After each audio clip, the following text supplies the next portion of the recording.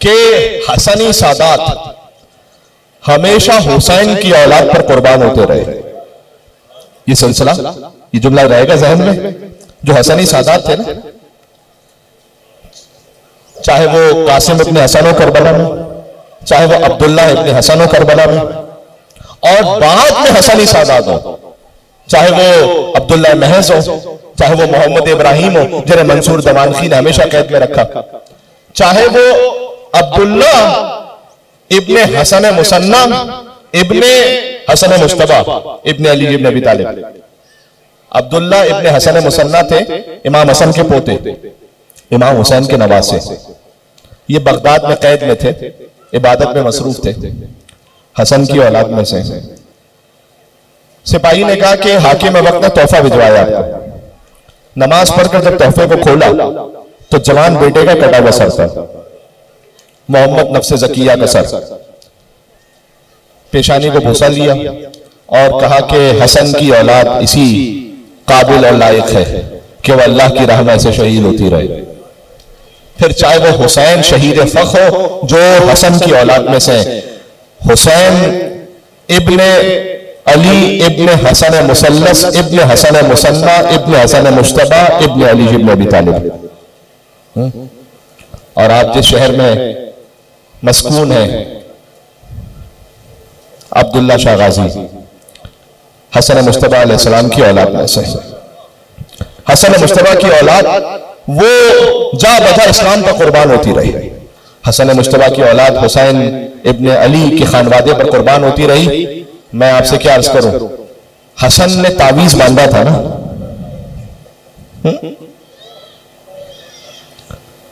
ये तावीज कासिम ने उस वक्त खोला था कि जब हुसैन इजाजत नहीं देते थे। कासिम इब्ने हसन बार बार आते थे, चाचा जान मुझे मरने की इजाजत दो। पहले हसन की औलाद का मैं जिक्र कर दूं चंद जुमलों में, और फिर मौला हसन के मसाइब। या अल्लाह, उस वक्त कासिम की वालदा ने यह कहा था कि बेटा आपके बाजू पर आपके बाबा ने वक्त आखिर तावीज बांधा था और फरमाया था कि जब कोई मुश्किल अमर आ जाए मेरे भाई के लिए तो उस वक्त ये तावीज खोल लीजिएगा। देखो मैं एक जुमला कहता हूं, माँ बाप तावीज बांधते हैं बच्चों पर कि मेरा बच्चा बच जाए। हसन ने तावीज बांधा था कि मेरा बच्चा कुर्बान हो जाए। यह है हसन इब्ने अली, यह है हसन की मोहब्बत हुसैन से। हुसैन जानते हो, जितना वक्त था मेरे पास तकरीबन 1 घंटा होने लगा है, हुसैन इब्ने अली कभी भी हसन से आगे नहीं चलते थे, उनकी मौजूदगी में कभी कलाम नहीं करते थे। सुभान अल्लाह, ये हुसैन के लिए दिल में एहतराम है हसन इब्ने अली का। अल्लाहु अकबर। देखो हुसैन यकीनन सबसे बड़े मजलूम है, इसमें तो कोई शक ही नहीं है, लेकिन आज हुसैन का रोजा भी आबाद है, लाखों जायरीन है। अभी अरबईन पे जानते हो ना, 2 करोड़ से ज्यादा जायरीन थे हुसैन के चैलून पर। हसन आज भी गरीब है। हसन का रोजा है, न कोई गुंबद है, न कोई मजार है, न कोई जरी है, चंद पत्थर है बस हसन की कब्र पर। जन्नतुल बकी याद है ना, जन्नतुल बकी जो है वो काफिरों ने मिस्मार नहीं किया, अपने आप को मुसलमान कहने वालों ने मिस्मार किया। ये मैं सारे मुसलमानों से इस बात पर बस बसता ये कह रहा हूं कि अगर कोई तुम्हारे माँ बाप की कब्र पर जाकर कोई गुस्ताखी करे तो क्या बर्दाश्त करोगे? नहीं ना, तो फिर रसूलुल्लाह के नवासे की कब्र मिस्मार हो जाए। तो जरा दिल में सोचता कि वो कौन है जिन्होंने हसन की कब्र को मिस्मार की। तो मौला हसन की कब्र जो जा चुके वो जानते हैं, मुझे अल्लाह ताला ने तौफीक अता की हज की भी उम्रा की भी, तो वहां तो आप ना किताब खोल के ज़ियारत कर सकते हैं। आप कब्र के सामने खड़े हो, कुछ आंसू बह जाए वो आपको हटा देते हैं वहां से। हसन आज भी मदीना में इतने गरीब है।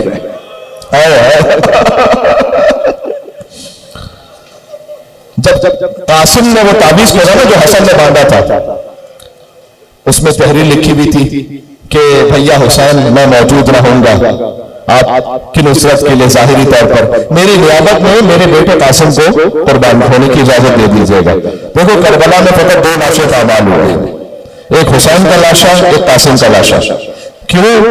इसलिए कि हसन हर फजीलत में हुसैन के साथ शरीक थे ना, हर मुसीबत में भी हुसैन के साथ शरीक थे। अब जब करबला में खुद हसन नहीं थे ना, तो हसन के वारिस का लाशा हुसैन के साथ साथ पामाल हुआ। रोने के लिए तशरीफ लाए हो ना, क्योंकि शाम गरीबा जब लाशें पामाल होने लगे थे तो एक एक कबीला आता गया, अपने अपने शहीदों को ले जाता गया। एक बहन देख रही थी कि कोई मेरे भाई का लाशा भी ले जाने वाला होगा, लेकिन एक लाशा रह गया था, एक सैयद का लाशा, एक मजलूम का लाशा। दाएं तरफ के बाएं तरफ के हुसैन का लाशा पामाल हुआ और एक कासिम का लाशा पामाल हुआ। एक फर्क है, अगर समझ सको और महसूस कर सको तो आह करके रोना। एक फर्क है, हुसैन का लाशा शहादत के बाद पामाल हुआ, कासिम का लाशा जिंदगी में बिगड़े हुए। अल्लाह अकबर। हुसैन को बड़ी मोहब्बत थी हसन की निशानी से। यहां पर जब कासिम का लाशा लेकर आए ना, कासिम की लाश के टुकड़े लेकर आए थे गठरी में हुसैन, तो मख्तल में है कि हुसैन ने एक तरफ कासिम के लाशे को रखा, एक तरफ अकबर के लाशे को रखा, दरमियान में यानी जुमला बदल दो, एक तरफ अपने बेटे का लाशा, एक तरफ भाई के बेटे का लाशा, एक तरफ अपना बेटा, एक तरफ भतीजा। हुसैन एक हाथ अकबर के लाशे में रखते थे, एक कासिम के लाशे पर, और कहते थे वाह गुरबता, आज हुसैन गरीब हो गया, मेरा अकबर भी मारा गया, मेरे हसन का कासिम भी मारा गया। अल्लाह अकबर, अल्लाह अकबर। देखो ये हसन के मसाइब तो है, मुझे पढ़ने हैं मसाइब अभी मौला हसन अलैहिस्सलाम के। बेखता मारा गया या हसन सब्ज़कबा। जब मौला हसन को जहर दिया गया था, हसन का जिस्म सब्ज़ वाह हसन सब्ज़कबा, खूब गलते हुए भाई को बहने देखा। या अल्लाह। लेकिन जानते हो हसन की एक मुसीबत और बड़ी है, वो मुझे पढ़ लेने दो, फिर मैं आता हूं मौला हसन के जहर के मसाइब पर। जानते हो कौन सी मुसीबत हसन की जो सबसे बड़ी है? एक जाकिर के ख्वाब में आकर इमाम हसन अलैहिस्सलाम ने फरमाया था, तो मेरे मसाइब पढ़ता, सबसे बड़ी मुसीबत क्यों नहीं पढ़ता? कि मौला सबसे बड़ी मुसीबत क्या है? कि मेरी सबसे बड़ी मुसीबत जहर नहीं है, मेरी सबसे बड़ी मुसीबत यह है कि जब बचपन में मेरे सामने मेरी मां पर हाथ उठाया गया। अजीजों ये वही अय्याम है, 28 सफर के बाद फातिमा के घर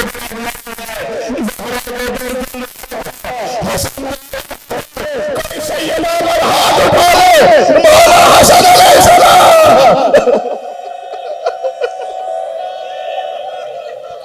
अल्लाह अकबर। खुदा की आवाजों पर रहमत नाज़िल फरमाए, कोई गम ना अता फरमाए सिवाय गम हसन हुसैन के।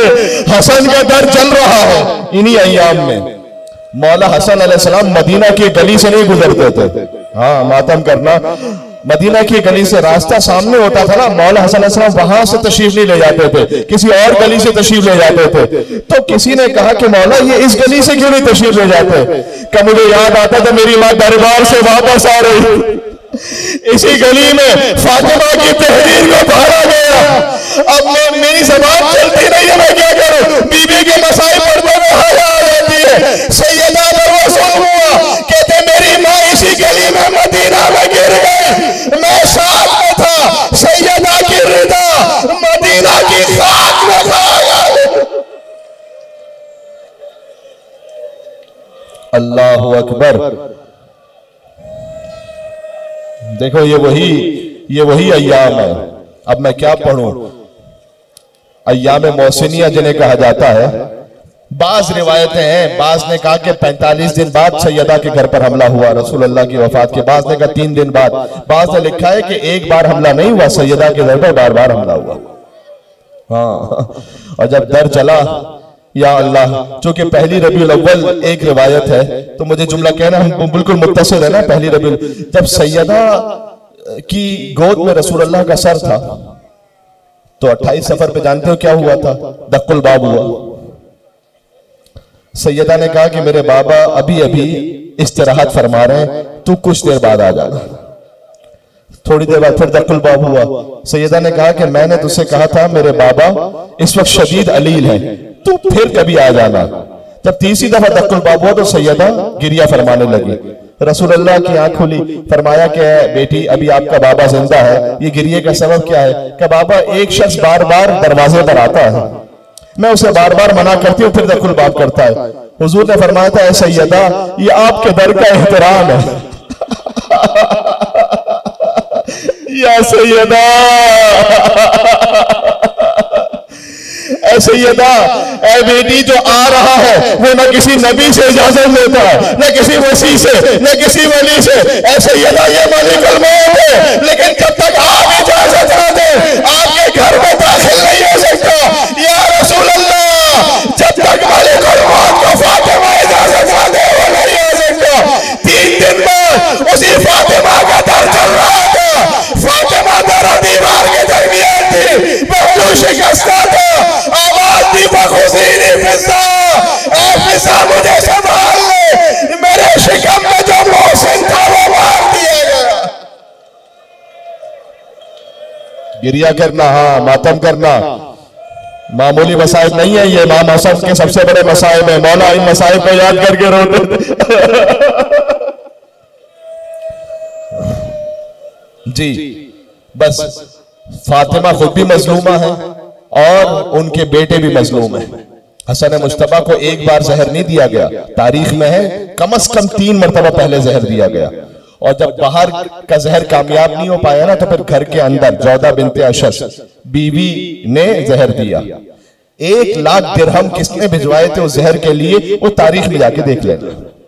हाँ, जहां यजीद के बाप दादाओं का जो शजरा मिलता है, मैं उस तफसील में नहीं जाना चाहता, लेकिन बहरहाल जब हसन पर पानी में जहर दिया गया, अल्लाह अकबर, मौला इस्तिराहत फरमा रहे थे जिस कूजे। अच्छा, किसी के जहन में सवाल आए कि क्या मौला हसन जानते नहीं थे? बिल्कुल जानते थे। इमाम रजा अलैहिस्सलाम क्या जानते नहीं थे कि अंगूरों में जहर है?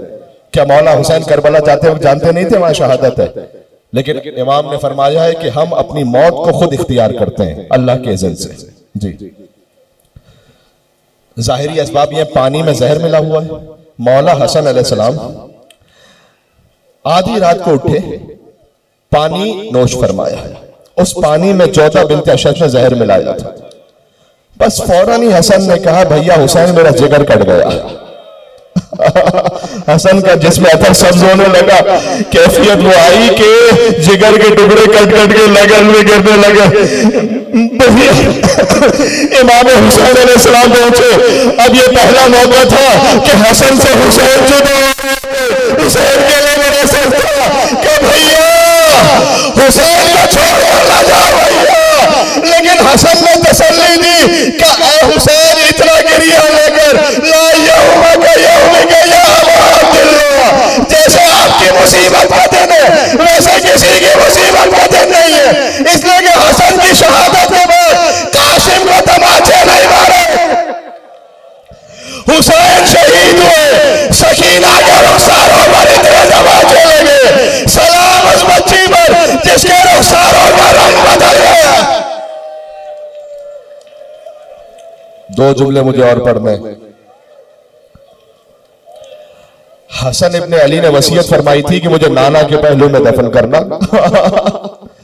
मुसलमानों, तुम ये कहते हो, देखें जो जिसके लिए एहतराम का कायल है, मैं तमाम फिरकों के साथ यह एहतराम से बात कर रहा हूं, लेकिन मैं एक सवाल करना चाहता हूं कि असहाब तो रसूलुल्लाह के पहलू में दफन हो जाए, क्या नवासे इस काबिल नहीं थे? नवासों को तो दफन नहीं होने दिया गया रसूलुल्लाह के पहलू में। एक नवासे को मदीना से बाहर जाना पड़ा, करबला में ज़िबा किया गया। दूसरा नवासा जो मदीना में था, जब लाशा चला तैका बरस रहे हैं ताबूत पर हसन के, उम्मत मिटा रही है आसार मंजिदन के, बाबा के दिल के टुकड़े तूने गिने 72, मातम करना इमाम हसन अलैहिस्सलाम, कासिम यतीम और पुरसा पेश करना, बाबा के दिल के टुकड़े तूने गिने 72, टुकड़े 1000 होंगे कासिम तेरे बदन के। हसन का जब गुस्लो कफन हुसैन ने दिया, ताबूत चला, तो सबसे पहले मरवान ने आकर कहा कि हजरत खलीफा से वो तो मदीना की सरहद पर दफन हो, और हसन रसूल के पहलू में दफन हो, ये नहीं हो सकता। मैं तारीख से पढ़ता हूं, देखो क्या हुआ था। इब्ने अब्बास आगे बढ़े, बहुत देर तक ये मुकालमा होता रहा, हसन कहां दफन होंगे। अल्लाह अकबर, क्या गुर्बत। देखो तुमने अमीरों के जनाजे भी देखे और गरीब से गरीब का जनाजा भी देखा। कोई जनाजा देखा जो कब्रिस्तान पहुंच गया हो, वहां से घर वापस आया, इसलिए कि दफन होने की इजाजत नहीं मिली है। ये फातिमा के लाल का जनाजा था, एक के जनाजे पर तीर थे, एक का जनाजा तीरा बरसा, हसन के जनाजे पर तीर बरसना शुरू हुए। वसीयत थी इमाम हुसैन के लिए कि अगर फितना होने लगे तो मेरा जनाजा वापस पलटा देना, और मेरी जद्दा फातिमा बिनते असद, ये बीबी फातिमा नहीं है, बीबी फातिमा की कब्र जन्नतुल बकी में नहीं है, ये याद रखना। सैयदा की कब्र का मालूम ही नहीं है, फातिमा की कब्र का है, वो फातिमा बिनते असद की कब्र, हसन की दादी का, उनके पहलू में मुझे दफन कर देना। लेकिन जब तीर बरसे ना तो जनाजा वापस आया और घर में पहुंचा तो बीबी ज़ैनब ने एक सवाल किया, भैया हुसैन, मैंने तो सफेद कफन दिया था, ये सूफ कैसे हो गए? का उम्मत ने तीर मारे, बहन ज़ैनब हसन के जनाजे से तीर निकाल ले।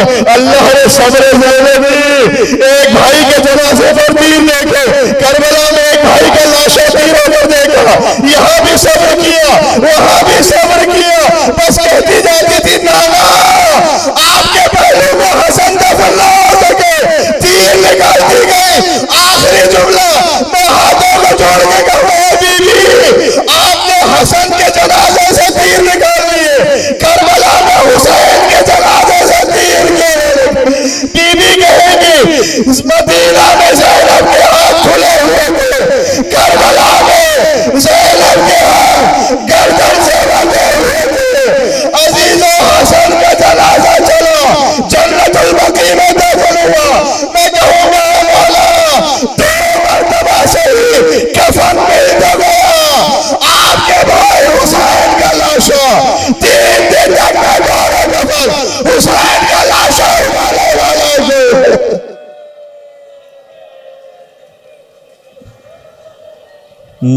या अबा मोहम्मद हसन बिन अली अय्युहल मुज्तबा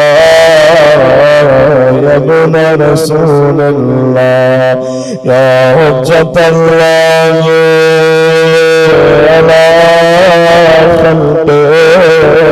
पर थोड़ा सा गिरिया करते रहते हैं, सुन पढ़ लेना या सैयदना।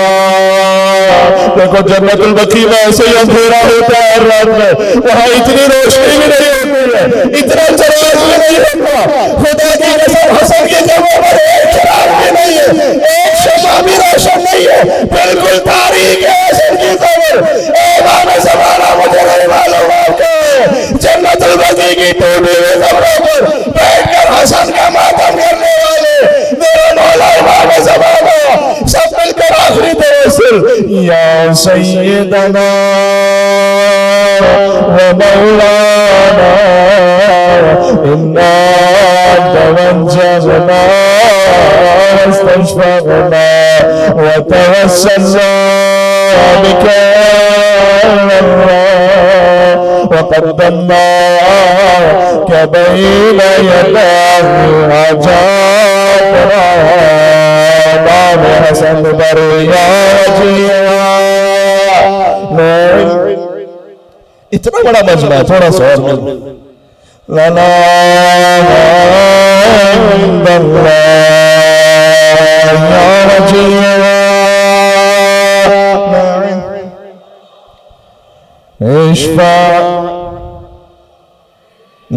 आखिरी मर्तबा या रजीला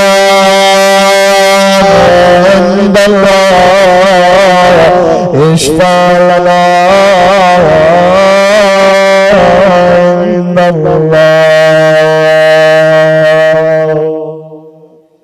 या हसन या हसन या हसन।